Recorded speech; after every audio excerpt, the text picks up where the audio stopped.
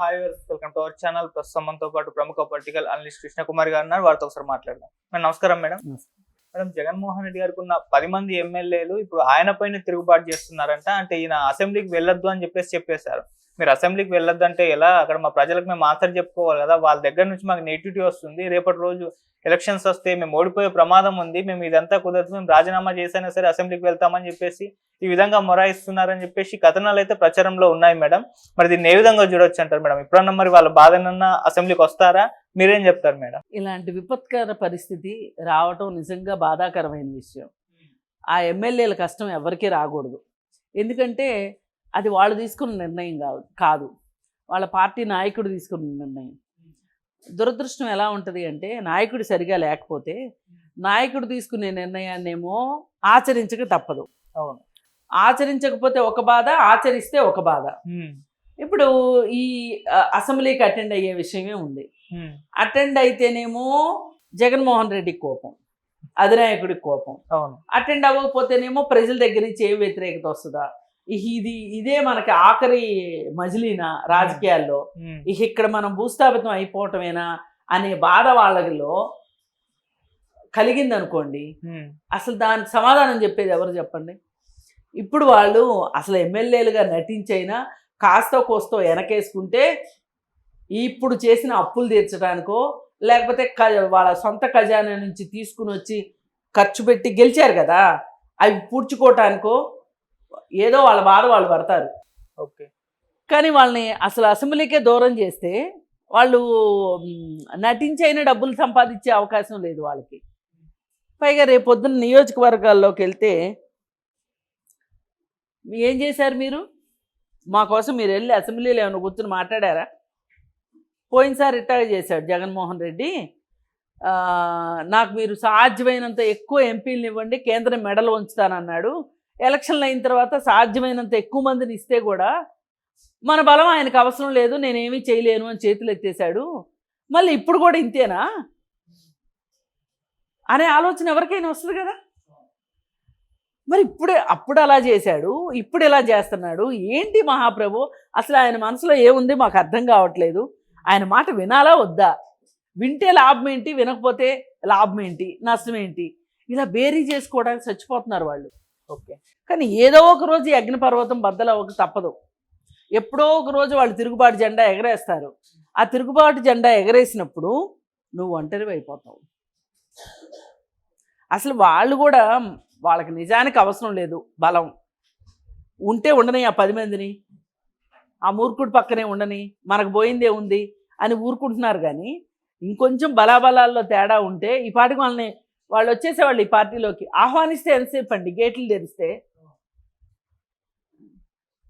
తెలుగుదేశంలోకి రాకపోయినా కనీసం జనసేనలోకి వెళ్ళడానికి 3 మంది రెడీగా ఉన్నారు. అయితే వాళ్ళు తీసుకోదలుచుకోక ఆగారు. ఏది ఏమైనప్పటికీ జగన్మోహన్ రెడ్డి స్ట్రాటజీలు ఒక దాని తర్వాత ఒకటి ఫెయిల్యూర్ అవుతున్నాయి. మరి ఆయన ఏం ఆలోచిస్తున్నాడో, ఆయన మనసులో ఏముందో ఎవరికి అర్థం కావట్లా. పోనీ తను సొంతగా ఆలోచించుకోలేనప్పుడు తనకి చాలామంది రాజకీయ గురువులు ఉన్నారు. ఉండవల్లి అరుణ్ కుమార్ ఉన్నాడు, అలాగే ఇంకా చాలామంది రాజకీయ నాయకులు, వృద్ధ నాయకులు ఉన్నారు.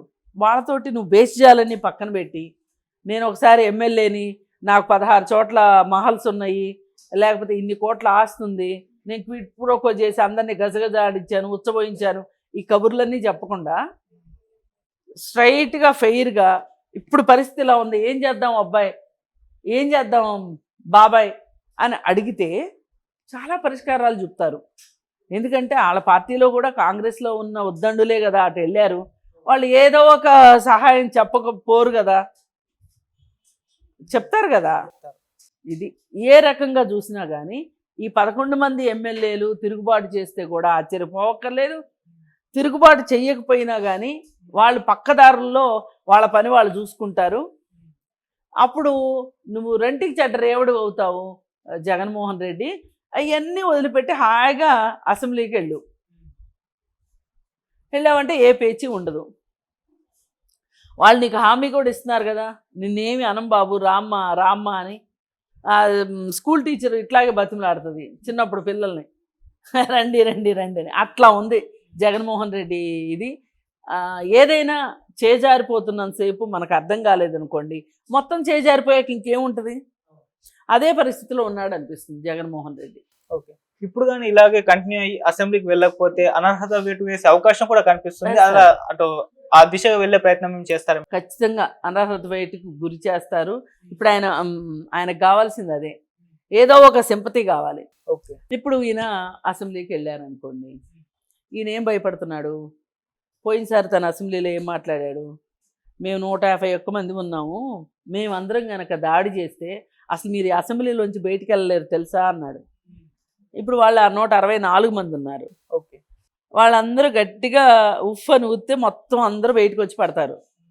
అలాంటిది ఏదో జరుగుద్దనే ఆయన అసెంబ్లీకి వెళ్ళట్లేదు. ఓకే. ఇప్పుడు అనర్హత వేటేశారనుకోండి, వెళ్ళట్లేదు అని, మళ్ళీ ఇదొక సింపతి డ్రామా.